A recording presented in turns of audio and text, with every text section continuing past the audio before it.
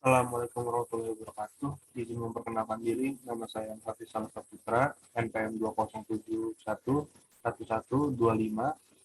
dari Prodi Ilmu Komunikasi Universitas Sunter Lampung tahun angkatan 2020. Ingin menjelaskan serta mempresentasikan materi komunikasi massa.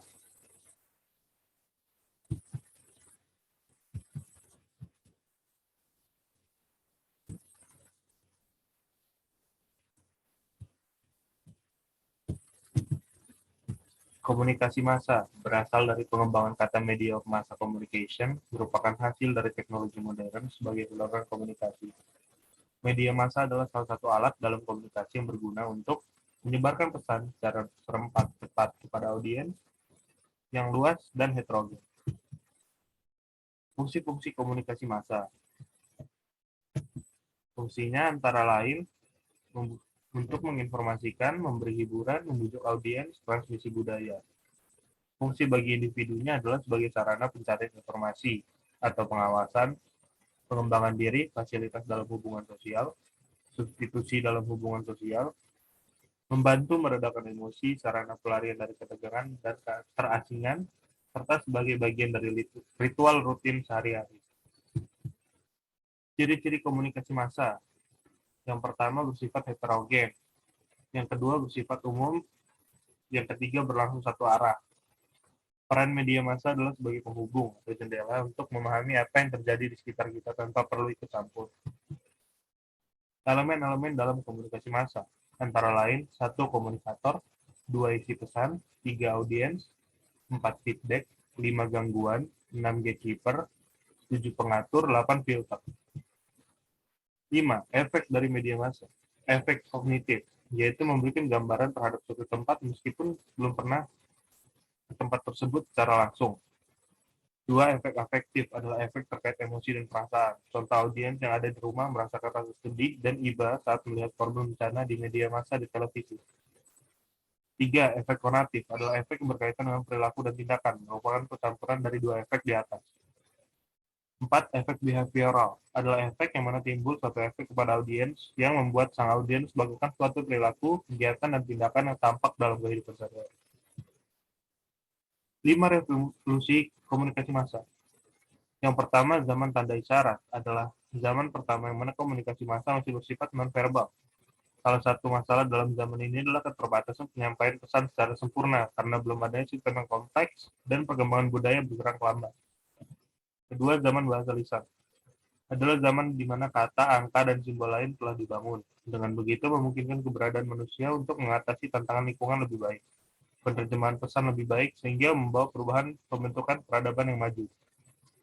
3. Zaman tulisan. Di sini, standarisasi huruf alfabet berkembang setelah sebelumnya menulis di atas batu, saat sekarang diubah menjadi media yang ringan, serta memberi pengaruh terhadap kelembagaan, menjadi zaman di mana mulainya gagasan mesin cetak sebagai alat komunikasi. Keempat, zaman cetak. Di tahun 1989, Melvin Devler dan Sandra J. Balrogach mengatakan ada dua hal penting terjadi di zaman ini, yaitu munculnya surat kabar dan penemuan media cetak. Lalu Charles Horton Cooley menyatakan bahwa media baru lebih efektif karena adanya perluasan gagasan, mengatasi waktu, mengatasi ruang, dan membuka jalan masuk bagi kelas-kelas masyarakat. Zaman komunikasi massa adalah zaman di mana munculnya radio dan televisi, dipaksa berkembang lebih cepat, ditemukannya internet, dan mengatasi ruang dan waktu. Revolusi manusia selalu terjadi sepanjang keberadaan manusia, dan pertumbuhan media massa telah terjadi dengan sangat luar biasa akhir-akhir ini. Proses komunikasi massa. Proses produksi konten media massa berlangsung dalam suatu organisasi formal yang menghabiskan biaya sangat besar dan orang yang banyak. Memproduksi sesuatu yang khas untuk memenuhi kebutuhan halayak, salah satu contoh pekerjaannya adalah wartawan, editor, dan fotografer. Gatekeeping redaksi merupakan seperangkat praktek yang kompleks, seperti memfilter atau menyaring suatu berita dari narasumber. Apakah berita tersebut layak disampaikan ke penerima atau audiens? Orang yang melakukan pekerjaan ini disebut dengan istilah gatekeeper. Model komunikasi massa adalah penggambaran suatu fenomena, baik nyata ataupun abstrak, dengan menonjolkan unsur-unsur terpenting dari fenomena tersebut, dengan maksud mempermudah dalam menjelaskan fenomena komunikasi. Salah satu contohnya dikemukakan oleh Harold Laswell dengan model komunikasi siapa mengatakan apa melalui saluran apa kepada siapa dengan efek apa. Menurut beliau, tidak semua komunikasi bersifat satu arah, dan lebih dari satu saluran juga bisa membawa satu pesan yang sama. Namun model ini banyak dikritik karena terlalu fokus terhadap efeknya, bukan terhadap pesan disampaikan dan komunikatornya, serta dinilai terlalu menyederhanakan proses komunikasi. Faktor-faktor pengaruh isi media massa. Pertama, faktor individual, kedua faktor rutinitas media, ketiga organisasi, empat ekspor media, lima ideologi atau kerangka berpikir. Isi media massa adalah bentuk-bentuk penyajian informasi atau berita yang terkait dengan aktivitas jurnalistik, baik media cetak, elektronik, ataupun online. Macam-macam isi media massa antara lain feature, kolom, iklan, berita bola, opini, dan tajuk rencana. Rubrik adalah suatu ruangan dalam surat kabar atau majalah yang berisi berita. Hal yang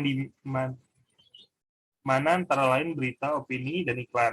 Di dalam rubrik ada isi yang ditampilkan secara jelas dan ada yang tersirat oleh si penulis. Macam-macam isi rubrik media online antara lain lifestyle, edukasi, berita, properti, bola, travel, dan trending. Lalu di media elektroniknya pun ada gosip, edukasi, lifestyle, dan berita bola. Dampak isi media massa. Dampak atau efek isi media massa adalah perubahan yang terjadi pada diri penerima pesan komunikasi massa. David Berlo dalam Wiranto 2005 mengklasifikasikan dampak atau perubahan ini ke dalam 3 kategori. Pertama bersifat kognitif, kedua bersifat afektif, dan terakhir berdampak atas perilaku. McQuail 1987 membedakan jenis dan arah dampak sebagai berikut. Dampak yang diinginkan atau konversi, dampak yang tidak diinginkan, dampak kecil, dampak yang memperlancar perubahan, dan dampak yang memperkuat yang ada. Sekian penjelasan dan presentasi dari saya.